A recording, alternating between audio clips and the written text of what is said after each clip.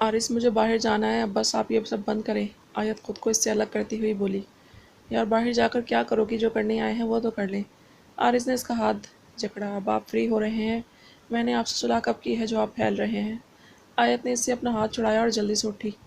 आरिस ने इसको सर से पाँव तक देखा। आयत भी शर्मा सी गई, जबकि आरिस ने अपने हाथ सर के तक नीचे तकिए की सूरत बना ली और इसको और कंफ्यूज करने लगा।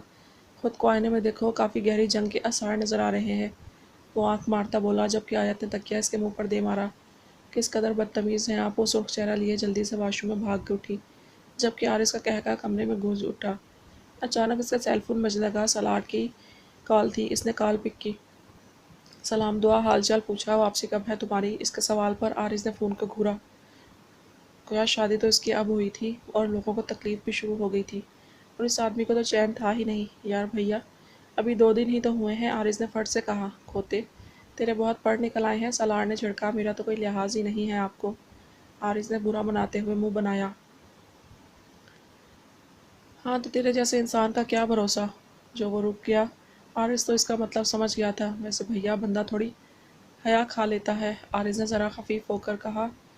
वो इसके बच्चे की तरफ इशारा कर रहा था। एक्चुअली ऐसी बात नहीं है, मेरे पास शर्म का स्टॉक नहीं है, बट जब मुझे मिली तो तुमने और कबीर ने छीन ली। बाकी आधी मेरा शॉपर फट गया था तो नीचे गिर गई।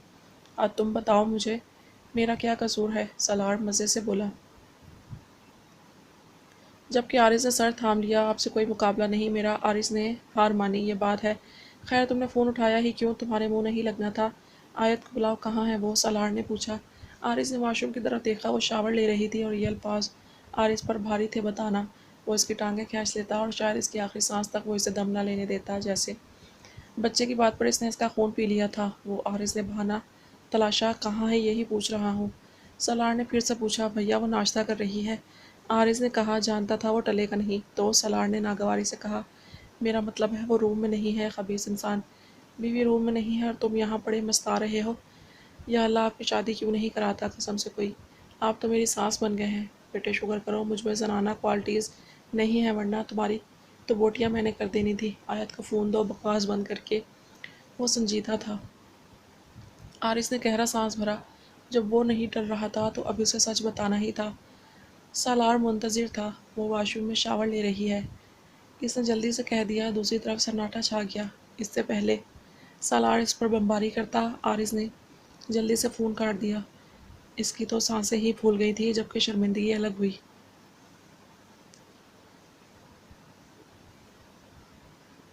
तभी आयत भी बाहर आ गई। वो लिबास तब्दील करके निखरी निखरी बेहद हसीन लग रही थी। गीले बाल भी इसके हुस्न में इजाफा कर रहे थे। आरिस की जानिब उसने हैरत से देखा। क्या हुआ, कोई परेशानी। कहीं जैनी ने फिर तो कुछ नहीं कर दिया। वो सोचते इसके नज़दीक आ गई और यही इसकी खता हो गई। आयत के नज़दीक आते ही आरिस ने एक बार फिर इसको अपनी जानिब खींच दिया। आयत चीख चिल्लाई, मगर आरिस की सेहत पर फ़र्क ना पड़ा। तुम्हारे भैया ने मेरा खून पी कर कम कर दिया है, अब तुम मेरा खून बढ़ाओगी तो चुप रहो। वो इसके कान के नज़दीक बोला, मगर आयत ने एहतजाज किया कि इसे भूख लगी है। नो अगर मगर। आरिस ने अपनी उंगलियां इसके लबों पर रख दी। तमाम एहतजाज मफूद कर दिए। मुझे भूख लगी है। आयत ने मुंह बसूरा, जबकि आरिस इसमें मगन होने लगा। खुमार इसके दिमाग पर फिर से चढ़ने लगा। इसने आयत के दोनों हाथ अपनी गिरफ्त में लिए और इसके गीले बालों को मुट्ठी पर जकड़कर इसके चेहरे पर झुकाया। शिद्दत भरा लिप्स बिखेरता वो इसके भी औसान खता कर गया, यहाँ तक कि आयत की सांसें भी नाहमवार सी हो गई। आयत की घुटी घुटी आवाज़ भी इस पर असर नहीं कर सकी। जल्द ही वो इसको भी अपने साथ साथ पागल करने लगा था। मोहब्बत इस पर गहरा गहरा ऐसा तंग किया कि इसके बिना पल भर भी आरिस को जो बर्दाश्त नहीं था। वो नाराज़गी में बसूरे हुई थी। आरिस बार बार इसकी जानिब देखता और हंस देता, फिर अपनी हंसी रोककर इसके दो चेहरे को देखता, फिर सर झुका लेता। जब अब इसने अपने एक हाथ में ब्लैक राडो डाली और परफ्यूम स्प्रे करने लगा तो अपना परफ्यूम आयत पर भी छिड़क दिया। वो चाहता था इसमें बस इसे खुशबू आए। मुझे मत लगाएं। आयत तो फाड़ खाने को दौड़ी। आरिस ने स्प्रे पीछे कर दिया। इस मासूम का क्या कसूर, वो अनजान बना जैसे कुछ हुआ ही ना हो। रात ढलाई थी। वो सुबह से भूखी थी, इसकी ख्वाहिशात को पूरा कर रही थी, इसकी शिद्दतों को सह रही थी, हलकान हो रही थी। आपने एक लफ्ज़ भी कुछ कहा आरिस तो। वो गुस्से से रुक गई। तो आरिस ने मासूमियत से पूछा। तो अपने भाइयों को फ़ोन करके बता दूंगी आप मुझे कुछ खिलाते नहीं हैं। इसने बड़ी तगड़ी धमकी दी थी। हाँ डरता हूँ ना जैसे तुम्हारे नमूने भाइयों से मैं तो। आरिस ने सर झटका। अच्छा वाकई। आरिस ने इसके कॉन्फिडेंस पर दाद दी। आरिस ने भी दाद वसूल की, जब आयत ने फ़ोन उठाते ही नंबर डायल किया। اور آرس تو اچھل پڑا، ایک جسم اس کے نزدیک آیا اور اس سے سیل فون چھین لیا۔ خدا کو مانو بیوی مرواؤ گی کیا؟ ہنی مون میرا ہنی مون نہیں رہے گا، مون ہنی بن جائے گا۔ وہ جلدی سے بولا۔ آیت کو ہنسی آئی اور آنکھوں کو دلکش جنبش دیکھ کر وہ پیچھے ہوئی۔ بہت تیز ہو تم ویسے۔ آرس نے سیل فون پاکٹ میں ڈالا۔ آپ سے کم ہی، آیت نے فٹ جواب دیا۔ موٹی؟ آرس نے بھی گھور کر اس کو دیکھا۔ میں موٹی بالکل بھی نہیں ہوں۔ آیت کے تو ایڑیوں کے بل مڑی۔ ہاں ایسا ہی ہے۔ وہ سر ہلانے لگا۔ سچ بتائیں؟ آیت کو فکر ہوئی۔ میں موٹا، اب ٹھیک ہے، وہ ہار مانتا بولا۔ آیت مسکرا دی۔ کچھ وہ ہنسی۔ آرس نے اس کی پیشانی پر پیار کیا۔ آیت نے آنکھیں بند کر لیں۔ تمہاری ہونٹوں کی ہنسی میں اپنی آخری سانس تک یوں ہی دیکھنا چاہتا ہوں۔ اس کا چہرہ ہاتھوں میں تھامے وہ بولا۔ میں چاہتا ہوں یہ لب یوں ہی مسکراتے رہیں، ہنستے رہیں، خوش رہیں۔ اس نے ہلکی سی جسارت کر دی۔ آیت شرما سی گئی۔ آرس نے پھر سے مسکرا کر اس کو پیار کیا اور اس کے کمر میں ہاتھ ڈال کر وہ دونوں روم سے باہر آ گئے۔ یار تم واقعی موٹی ہو گئی ہو، آرس نے پھر اسے چھیڑا جبکہ آیت نے اس کو گھورا تو وہ زبان دانتوں تلے دبا گیا جبکہ دونوں کے لبوں پر ہنسی تھی۔ افشین ایدھی فاؤنڈیشن پہنچی اور وہاں زمل نامی لڑکی کے بارے میں پوچھنے لگی۔ جہاں سے اسے پتہ چلا کہ ایسی کوئی بھی لڑکی یہاں پر نہیں ہے تو وہ غصے سے بھڑکی۔ پاگل ہو گئے ہو تم، دوبارہ چیک کرو، وہ اس لڑکے پر چیخی۔ میڈم جب کہ میں کہہ رہا ہوں کہ یہاں کوئی ایسی لڑکی موجود نہیں ہے تو آپ کیوں ضد کر رہی ہیں؟ لڑکے نے غصے سے کہا۔ اور جب میں بھی کہہ رہی ہوں اس لڑکی کو ڈھونڈو، اس کا ملنا ضروری ہے، تو یہاں آئی تھی۔ افشین بولی تو لڑکے نے اس کی ضد پر ایک بار پھر سے تلاش کرنا شروع کی جس کا رزلٹ پہلے جیسا ہی تھا، مگر وہ ایک جگہ رک گیا۔ میڈم زمل نامی لڑکی آج سے 4 ماہ پہلے یہاں موجود تھی اور 3 دن بعد ہی وہ یہاں سے غائب ہو گئی، لڑکے نے بتایا۔ کہاں گئی؟ افشین ایک دم اس کو گھورنے لگی۔ مجھے نہیں پتا، میں یہاں جاسوسی نہیں کرتا، لڑکا تنگ آ کر بولا۔ افشین نے غصے سے اس کو دیکھا۔ کچھ بتا کر نہیں گئی؟ وہ اب کے ذرا نرمی سے بولی۔ میڈم میں آپ کو بتا رہا ہوں وہ یہاں اب نہیں ہے، لڑکا ضبط سے بولا تو افشین وہاں سے ہٹ گئی۔ دراصل عدیل کمرے کی صفائی کراتے ہوئے آج اسے تجوری یاد آئی جہاں زمل کے زیورات تھے، اور وہ سب اتنے مہنگے تھے کہ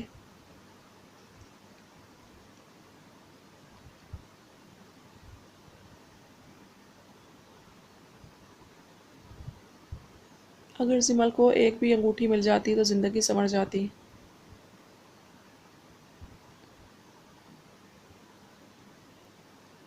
جبکہ اس تجوری کا تالا اس طرح آٹومیٹک تھا کہ کوئی مکینک نہیں کھول پایا جب تک اس کا کوڈ نہ ملے، تبھی وہ زمل کی تلاش میں تھی اور یہاں آ کر اسے پتہ چلا کہ زمل یہاں نہیں ہے۔ غصے سے دماغ گھوم گیا۔ اس نے فون اٹھایا۔ ہاں پتہ کرو وہ کہاں ہے، ڈھونڈو اسے، شاید اپنے ماں باپ کے ہاں گئی ہے۔ وہ بولنے لگی کہیں انہوں نے تو نہیں بیچ دیا؟ افشین نے پوچھا۔ تو پھر ڈھونڈو اسے، وہ چیخی اور فون بند کر دیا۔ وہ زیورات قیمتی تھے، وہ اگنور نہیں کر سکتی تھی، تبھی اسے دھکڑ پکڑ لگ گئی تھی۔ سر آپ کو ایک انفارمیشن دینی ہے، پی اے کے فون پر اس نے سامنے چلتی ایل ای ڈی کی آواز کم کی۔ کیا؟ وہ بیزاری سے بولا۔ ٹھیک ہے، کل سے وہ کام پر جائے گا تو سارے معاملات دیکھ لے گا، آج کا دن تو سکون سے منانے دیتا وہ اسے۔ بولو بھی، سالار نے کہا تو پی اے اس کو بتانے لگا۔ شر افشین میڈم زمل میڈم کا پتہ نکلوا رہی ہیں، پی اے بولا۔ تو اسے ایک پل لگا تھا سوچنے میں کہ زمل کون ہے، اور اچانک جیسے جھپاکا ہوا تو اپنی عقل پر دنگ رہ گیا۔ ایک لڑکی 4 ماہ سے اس کے فلیٹ میں تھی اور اسے یاد تک نہیں تھی یہ بات۔ اس کی خاموشی پر پی اے نے دوبارہ اس کو پکارا۔ اسے کیا تکلیف ہو گئی ہے؟ سالار کو ناگوار گزرا۔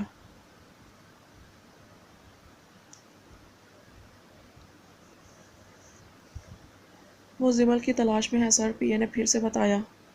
وہ عورت اس تک نہ پہنچے؟ سالار سنجیدگی سے بولا۔ اس کے لہجے میں اچانک گویا سنگینی سی اتری تھی۔ میں نہیں جانتا وہ اس تک کیوں پہنچنا چاہتی ہے،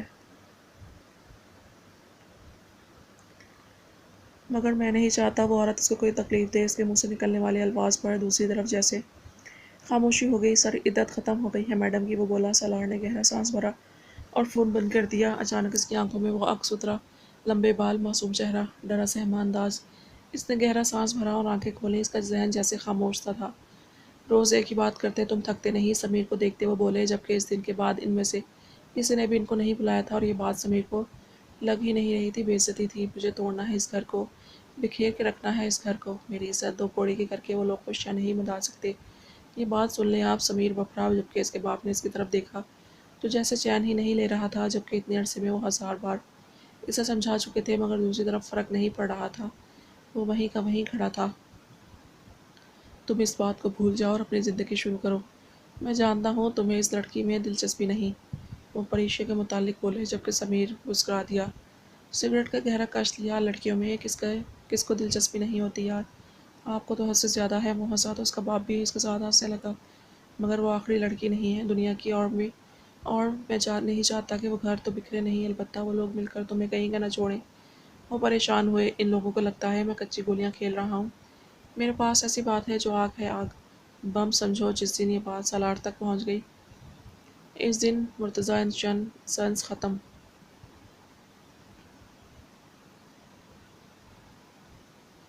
ریت کی مانند مضبوط عبارت ٹوٹے گی، اور اس دن دنیا انہیں ٹوٹتا دیکھے گی، اور میں بھی دیکھوں گا۔ سمیر کی بات پر سامنے والے کی آنکھوں میں دلچسپی ناچ گئی۔ کیا پتا ہے تمہیں ایسا؟ وہ جلدی سے شراب کا گہرا گھونٹ بھرتے ہوئے بولا، جبکہ سمیر لگایا اور اسے سانس اندر کھینچا۔ یہ تو کہانی مزیدار ہوگی، آپ کو انتظار کی ضرورت ہے۔ سب سے پہلے تو آپ ایک بار پھر جائیں وہاں رشتہ لے کر، سمیر نے کہا، اور پھر خود بھی بوتل سے وہ حرام شے گلاس میں ڈالنے لگا، جبکہ اس کا باپ خاموش ہو گیا تھا۔ وہ جانتا تھا وہ اپنی بے عزتی کو کبھی نہیں بھولا ہے، اور نہ ہی وہ کبیر کو اس کا نکالنا بھولے گا۔ سمیر نے گلاس اٹھا کر باپ کی طرف بڑھایا، جو مزے سے چیئرز کر کے مسکراتا ہوا دور ہو گیا، اور آہستہ آہستہ پرسوچ نظروں سے وہ آنے والے وقت کو سوچنے لگا جس نے اس کا دل گدگدا دیا تھا۔ وہ آفس سے گھر کسی کام سے آیا تھا، اجلت میں تھا۔ آرز چونکہ یہاں نہیں تھا، اس لیے وہ خود گھر آ گیا تھا، اور جلدی سے روم میں آیا تو اچانک ٹھٹک کر رہ گیا۔ سامنے کا منظر ہی ایسا تھا کہ اسے ہر صورت تھمنا پڑا۔ دروازے میں یوں ہی پھنسا کھڑا تھا، جبکہ مدیحہ نے نین کی ساڑی کا پلو اس کے بازو پر ڈالا اور کٹنگ سے تراشیدہ بالوں کو سمیٹ کر ایک شانے پر کر دیا، اور مسکرا کر اس کو آئینے میں دیکھنے لگی۔ ماشاءاللہ، مدیحہ نے کہا تو نین کنفیوز سی ہوتی سر جھکا گئی۔ دونوں نے ہی پیچھے بت بنے کھڑے کبیر کو نہیں دیکھا تھا۔ ویسے تمہاری ہائٹ ساڑی کے لیے پرفیکٹ ہے۔ مدیحہ نے اس کے گالوں پر مزید لالی بکھیری، جبکہ بلش نے گالوں کو سرخ کر دیا۔ حقیقتاً وہ خود بھی شرماہٹ سے سرخ ہو کر رہ گئی تھی۔ نین کچھ نہیں بولی، البتہ دل میں شور سا اٹھ گیا تھا۔ اس نے اس شور کو دبایا، کیونکہ اکثر احمد اسے کہتا تھا کہ اس ہائٹ اور احمد کی ہائٹ پرفیکٹ ہے، وہ دونوں ایک ساتھ کھڑے ایک دوسرے کے لیے بنے ہوئے لگتے ہیں، اور آج مدیحہ کی بات پر وہ ایک دم پیچھے چلی گئی تھی، اور کافی وقت سے اس نے اپنے آپ کو گھسیٹ کر دوبارہ آگے لایا تھا۔ وہ پھیکا سا ہنسی، میں بھی ریڈی ہو جاتی ہوں، عمل اور پریچے تو دیکھو لگتا ہے تیار ہو گئی ہیں۔ مدیحہ نے مسکرا کر کہا۔ آج وہ لوگ مدیحہ کی فرینڈ کے ہاں جا رہے تھے، زین کے ساتھ۔ زین اپنے روم میں تھا، جبکہ باقی سب تیار ہو رہے تھے، جس میں ایمن بھی شامل تھی۔ نانی کی طبیعت البتہ اچھی نہیں تھی، تبھی وہ نہیں جا رہی تھی۔ نین نے سر ہلایا اور مدیحہ پلٹی تو وہ بیٹے کو بت بنا دیکھ اس کی ہنسی نکل گئی۔ آپ یہاں کب سے کھڑے ہیں اور ہمیں احساس بھی نہیں رہا؟ وہ کبیر کے پاس آئی۔ کبیر جیسے ہوش میں آیا۔ جی میں وہ کچھ فائلز لینے آیا تھا، رات ساری رات ہی ان فائل سے سر کھپاتا رہا تھا، اور آج صبح یہ منظر دیکھ کر تو دماغ ہی گھوم گیا۔ خود کو کمپوز کرتا اندر آیا اور اپنی مطلوبہ جگہ پر فائل کو تلاشنے لگا، جبکہ فائل تو اوپر ہی پڑی تھی۔ نین ایک دم آگے بڑھی اور کبیر کی ناک کے نتوں سے خوشبو ٹکرائی۔ اس نے اپنی مٹھیاں بھیج دیں، جذبات کی توڑ پھوڑ الگ ہو رہی تھی۔ یہ رہی آپ کی فائلز، آپ ایسے ہی چیزیں الٹا رہے ہیں، نین نے کچھ بھی نہ سمجھتے ہوئے کہا، اور سنجیدگی سے فائلز کو تھما کر اس کی ٹیبل درست کرنے لگی، جبکہ کبیر کے حلق میں تو نین اڑ ہی چکی تھی، ماں پیچھے کھڑی ہنس رہی تھی۔ کبیر نے او ہاں کہہ کر فائل کو ہاتھ میں تھاما اور جیسے اپنے پاؤں کو گھسیٹنے لگا۔ مدیحہ بھی کھڑی تھی وہیں، شاید بیٹے کی حالت سمجھتے جان بوجھ کر اسے تنگ کر رہی تھی۔ اس کی بیوی تک تو اس کے سگنلز پہنچ نہیں پا رہے تھے۔ کیا ہوا کبیر بیٹے، جانا نہیں؟ مدیحہ نے پھر پوچھا۔ جی مما میں جا رہا ہوں، بس فائلز تو مل گئی ہیں۔ وہ دانت کچکچا کر ایک نظر نین پر ڈالتا بولا۔ او ہاں، نین کو ایک دم جیسے کچھ یاد آیا۔ کبیر کے جاتے ہوئے قدم رک گئے، جیسے وہ یہی چاہتا ہو۔ یہ بھی بھول گئے تھے، آج صبح جلد بازی میں نے سنبھال کر رکھ لی تھی۔ نین نے فلیش اٹھا کر اس کو دی۔ اسے یاد آیا یہ اس نے لیپ ٹاپ کے بیگ میں نہیں ڈالی تھی، مگر وہ کچھ دیر اس بات کو پیٹ میں نہیں دبا سکتی تھی، تاکہ مما کے سامنے کوئی بہانہ تو ہوتا، وہاں کھڑے ہونے کا۔ تھوڑی دیر ڈھونڈ تو سکتی تھی، مگر نہیں، عجیب نالائق لڑکی تھی، کبیر سوچنے لگا، اور اس کے ہاتھ سے فلیش جھپٹنے والے انداز میں چھینی۔ نین نے اس کی جانب دیکھا مگر بولی کچھ نہیں، جبکہ مدیحہ باہر نکل گئی۔ آ جائے کبیر، آپ کے بابا غصہ کریں گے، وہ جاتے جاتے بھی کہہ گئی تھی۔ جی جا رہا ہوں، کبیر نے کہا، اور ان کے پیچھے پیچھے نکلا، اور جیسے ہی مدیحہ اپنے کمرے میں بند ہوئی، ویسے ہی کبیر نے اپنے کمرے کا دروازہ بند کیا، اور فائلز دور اچھال کر وہ ایک ہی جست میں نین تک پہنچا، جس کی ایک دم چیخ نکلی، اور وہ اس سے دور ہوتی کہ کبیر نے اس کو پکڑ کر بستر پر پھینکا۔ نین کے لیے یہ سب غیر متوقع تھا۔ وہ بستر پر ایک دم گرنے سے بکھر سی گئی حلیہ خراب ہو گیا، اس کا پلو نیچے سرک گیا، جبکہ بال بستر پر پھیل گئے۔ کبیر نے ایک ہاتھ اس کے طرف رکھا اور اس پر جھکا، नैन को लगा धड़कनों का शोर चारों जानिब गूंजने लगा हो। सांसों के आने जाने में दिक्कत सी आ गई। इसका हैंडसम चेहरा इससे घबराए हुए चेहरे के नज़दीक था। तुम्हें मुझसे प्यार तो बिल्कुल नहीं है, मुझे एक बात तो पता चल गई है। कबीर ने इसके चेहरे से गर्दन तक का सफ़र उंगली के जरिए तय किया।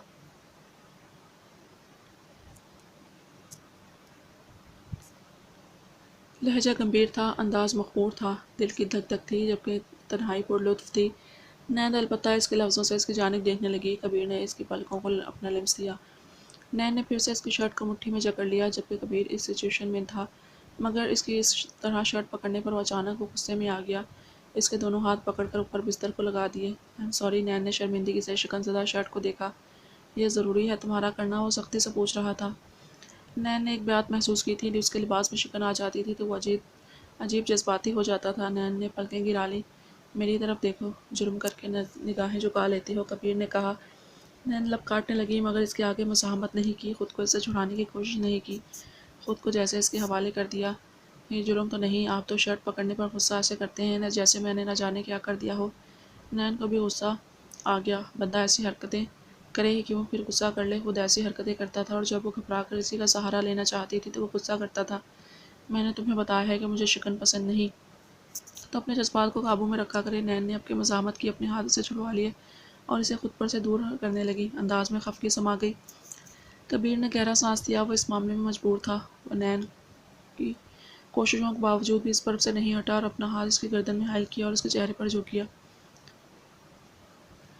इसकी सांसों को अपनी सांसों के जरिए खुद में उतारने लगा। नैन ने फिर से इसकी शर्ट मुट्ठी में घबरा कर जकड़ ली जबकि कबीर नोटिस तो कर चुका था, मगर फिलहाल जज्बात इतने काबू में नहीं थे कि वो पीछे नहीं हटा। मगर सजा इसी दे डाली। हमेशा नरमी बरतने वाला इंसान आज इसको जिस शिद्दत से लम्स की हरारत दे रहा था, नैन मचल कर फड़फड़ाकर खुद को इसकी गिरफ्त से निकालने की कोशिश करने लगी, मगर कबीर ने इसकी सांसों की जान बख्शी करने के साथ पल्लू को मुट्ठी में जकड़ कर दूर किया और जाबजा लिम्स की शिद्दत छोड़ता गया, जिसने वाज़िह दलील दे दी कि अब नैन इस साड़ी को पहनने की सिचुएशन में नहीं रही थी। इसकी सांसें फूल गई थीं।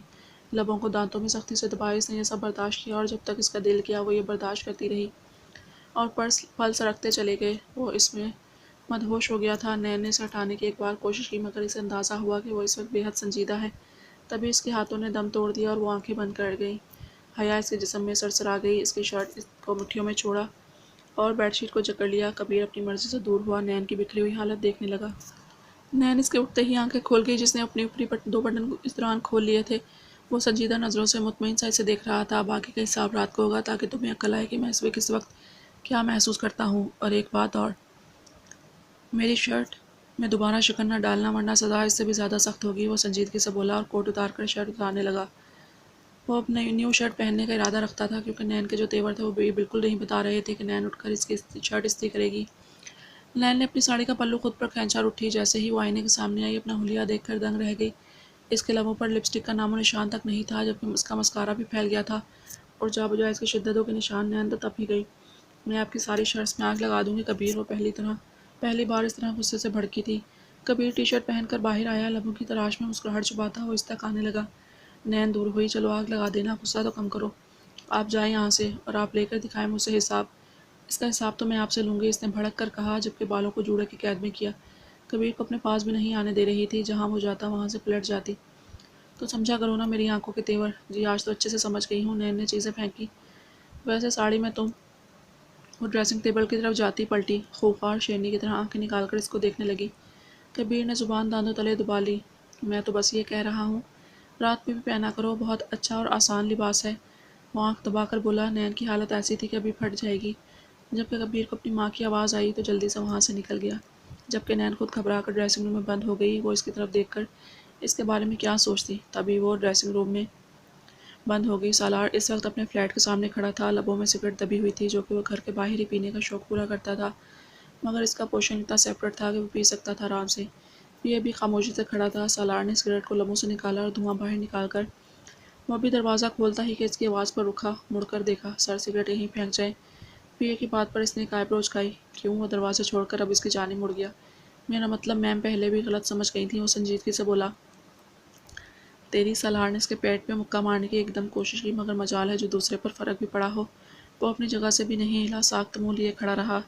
یہ جو تم مجھ سے ڈرتے نہیں ہو مجھے بہت برا لگتا ہے، وہ بولا، اور پیٹھ موڑ کر اس نے دوسری سگریٹ لبوں میں دبا لی، گویا پھر بھرپور چڑھایا تھا، مگر پھر بھی جب اس پر اثر نہیں پڑا تو اسے بھاڑ میں پھینکتا دروازہ کھول کر اندر آ گیا۔ فلیٹ تو ایسے ہی چمک رہا تھا جیسے نئی ہر چیز نئی ہو۔ وہاں کوئی بھی نہیں تھا۔ وہ بنا آواز کے کچن کی طرف آیا۔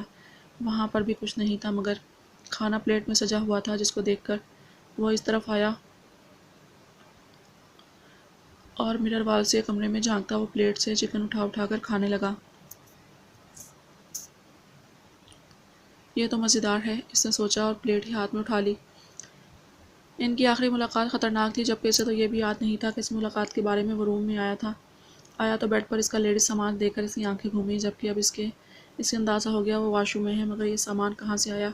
وہ اٹھا کر دور پھینکتا بستر پر لیٹ گیا، یہ جانے بنا کہ اسے تو شرم چھو کر نہیں گزرتی، باہر نکلنے والے کا کیا حال ہوگا؟ یہ چلاک میرا پیے تو نہیں کر رہا ہے، بہت خبیث آدمی ہے وہ بڑکا، اور کانٹے سے ایک اور چکن منہ میں رکھ کر وہ زمل کے باہر آنے کا انتظار کرنے لگا۔ اچانک شاور بند ہوا، پاؤں اوپر کر کے اس نے پاؤں ہلانے شروع کر دیے۔ کچھ دیر بعد دروازہ کھلا، سالار کے اندر گویا شرارت ناچ رہی تھی، وہ اس کا ری ایکشن دیکھنا چاہتا تھا، کیسا ہوگا؟ اس نے سگریٹ جو باہر پھینکتی تھی کانٹا وہیں پھینک کر دوسری سگریٹ کو جلایا۔ ابھی وہ لائٹر سے سگریٹ کو شعلہ دے ہی رہا تھا کہ دروازہ کھلا اور نازک وجود ٹاول میں لپٹا باہر نکلا۔ سالار کی آنکھیں وہیں جم گئیں جبکہ سگریٹ کا شعلہ بھڑک کر جل اٹھا تھا۔ زمل کی اس کی طرف پشت تھی اور جیسے ہی اس نے رخ موڑا تو اچانک بے حد زور سے چلا اٹھی۔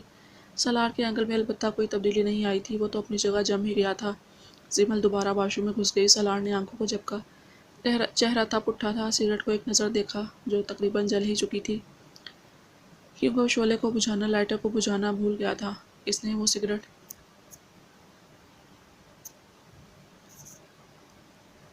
وہیں پھینک دی۔ صاف ستھرے گھر میں گند مچ گیا تھا، مگر اس کی سانسوں کا بھاری پن جیسے بیان کر رہا تھا وہ اپنے حواسوں میں نہیں ہے۔ یہ کیا حرکت ہے؟ آپ جائیں یہاں سے، یہاں کیسے آ سکتے ہیں آپ اس طرح؟ زمل کی آواز ابھری، جیسے ابھی رو دے گی۔ میں کیوں جاؤں؟ میرے ہی گھر میں ٹاول میں گھوم رہی ہو، کیسی ہو تم؟ تمہیں شرم نہیں آتی؟ وہ جیسے سانس بحال کرتا اب دوبارہ اپنے ٹون میں آ گیا تھا۔ زمل کا مقام ایسا تھا کہ زمین میں گڑ جائے، آپ سمجھ نہیں سکی کیا کہے۔ شرمندگی سے اس کا سر ہی جھک چکا تھا۔ ویسے میں نے دیکھ لیا۔ دروازے کے پاس آ گیا، اپنی ہنسی روکتا ہوا بولا۔ اندر سے بالکل خاموشی چھا گئی اور کچھ دیر بعد اندر سے اٹھنے والی سسکیوں سے جیسے اسے وہ دن یاد آیا جب اس نے اسے اپنے پوشن میں اسے سسکتے ہوئے دیکھا تھا۔ اسے اچھا نہیں لگا کہ وہ اسے تنگ کرنے سے روئے۔ ریلیکس یار، میں نے کچھ بھی نہیں دیکھا، ریلیکس ہو کے رو مت۔ وہ دروازے کو چھوتا بولا۔ آپ جھوٹ بول رہے ہیں۔ زمل کی بھیگی آواز ابھری۔ خیر یہ تو سچ ہے، میں جھوٹ بول رہا ہوں، وہ بڑبڑایا۔ نہیں، مجھے کچھ یاد نہیں کہ میں نے کیا دیکھا۔ وہ بولا تو زمل اس کی بات سمجھتی اور رو دی۔ سالار اس کی آواز پر بے چین ہوا۔ میرا مطلب غلطی میری ہے، مجھے ایسا نہیں کرنا چاہیے تھا۔ اب رونا بند کرو، وہ حکم دینے لگا۔ باہر آؤ، اس نے کہا۔ نہیں آؤں گی، آپ جائیں یہاں سے، زمل آنسو صاف کرتی بولی۔ سالار نے اس کے سامان کو دیکھا جسے وہ پھینک چکا تھا اور وہاں سے باہر نکلا۔ چونکہ مرر وال کی دیواریں تھیں تبھی وہ گھر سے ہی باہر نکل گیا۔ باہر پی اے صاحب کھڑے تھے۔ اس نے دروازہ بند کیا۔ آپ نے پھر ہرٹ کیا؟ وہ پوچھنے لگا۔ پہلے تو مجھے بتا کہ تم میرا پی اے ہے یا اس کا چمچہ؟ سالار آنکھیں نکالتا گرایا۔ ان کا بھائی۔ پی اے کے الفاظ پر سالار حیرانگی سے اس کو دیکھنے لگا۔ کیا تم دونوں میلے میں گم ہوئے بہن بھائی ہو؟ وہ آنکھیں پھاڑ کر بولا۔ پی اے نے گہری سانس بھری۔ آپ نہیں سمجھیں گے۔ پی اے نے نفی میں گردن ہلا کے رخ موڑ لیا۔ سالے صاحب سمجھاؤ گے تو سمجھ آئے گی نا؟ وہ دانت نکالتا اس کے شانے پر ہاتھ رکھتا بولا۔ پی اے بھی کچھ بولتا کہ سالار کے سیل پر عفان کی کال آنے لگی۔ میں تو تم پر فاتحہ پڑھ چکا تھا۔ اب فون اٹھا کر وہ بولا۔ میں نے بھی پڑھ دی تھی، عفان نے بھی الٹا جواب دیا۔ تجھے فاتحہ آتی بھی ہے؟ سالار نے گرج کر کہا۔ مجھے تو آتی ہے الحمدللہ، تیرا پتہ نہیں بھائی۔ مجھے بھی آتی ہے، سمجھا؟ وہ پاگل مرا تو پورے 3 بار پڑھی تھی میں نے، سالار بولا، جبکہ عفان سمیت۔ پی اے نے بھی نفی میں سر ہلایا۔ عدیل تھا نام اس کا، عفان بولا۔ ہاں وہی، سالار نے کہا اور پھر سے سگریٹ جلا لی۔ خیر کیسے یاد کیا؟ وہ دونوں اپنی باتوں میں مگن ہو گئے۔ جب زمل کو یقین ہو گیا کہ وہ باہر نہیں ہے، اس نے دروازہ کھولا اور کمرے میں جھانکا۔ کمرہ خالی تھا۔ وہ باہر نکلی تو سامنے اپنے سامان کو دیکھ کر اس کے اندر ہمت نہیں ہوئی وہاں تک پہنچ سکے۔ کانپتے قدموں سے جلدی سے وہاں تک پہنچی اور جلدی سے کپڑے لے کر واش روم میں گھس گئی۔ شاید آج کے بعد وہ اس شخص کا کبھی سامنا نہیں کر پاتی جو آج اس نے کیا تھا حد درجے بدتمیز اور بد تہذیب تھا۔ لڑکیوں کے کمرے میں منہ اٹھا کر تو نہیں آیا جاتا، وہ خود سے بولی، یہ اسی کا گھر ہے۔ اچانک دل نے کہا تو وہ خاموش ہو گئی اور اپنے بال سلجھانے لگی جو بہت تیزی سے بڑھ چکے تھے۔ لمبے بال اسے بہت تنگ کرتے تھے۔ اس نے پورے گھر میں کینچی ڈھونڈی تھی، بس کینچی ہی نہیں ملی۔ بال بھاری اور لمبے تھے، اسے پسند بھی تھے۔ جب عدیل نے جنگلیوں کی طرح کاٹے تھے تو اسے دکھ ہوا تھا، وہ روئی بھی تھی۔ ہمیشہ سے دوسروں کو دیکھ کر دل میں خواہش ہوتی تھی اچھی سی کٹنگ کرانے کی، مگر اس طرح نہیں جس طرح عدیل نے کھینچ کر کاٹ دیے۔ عدیل کا سوچ کر جسم میں جھرجھری سی ہوئی اور اس نے اس کی مغفرت کے لیے فوراً دعا کی۔ وہ تو شاید خود کچھ سمجھتا بھی نہیں تھا۔ اس نے گہرا سانس بھرا اور واش روم سے باہر آ گئی۔ بال پوری طرح کمرے میں پھیلے ہوئے تھے۔ اس نے اپنے کھانے کو جھوٹا دیکھا تو اسے رونا آنے لگا۔ وہ اتنے دل سے بنا کر شاور لینے آئی تھی اور وہ ان مینرڈ انسان بنا پوچھے کھا چکا تھا۔ اس نے پلیٹ اٹھائی اور سگریٹ کا گن صاف کیا، بیڈ کی شکن دور کی اور باہر آ گئی۔ اس نے اپنے لیے پھر سے کھانا بنایا۔ اسے لگا وہ جا چکا ہے، مگر دروازہ لاک نہیں تھا۔ اس کا پی اے اکثر آتا رہتا تھا اور جب سے اس نے اپنی بہن بنایا تھا، جمل بہت خوشی محسوس کر رہی تھی۔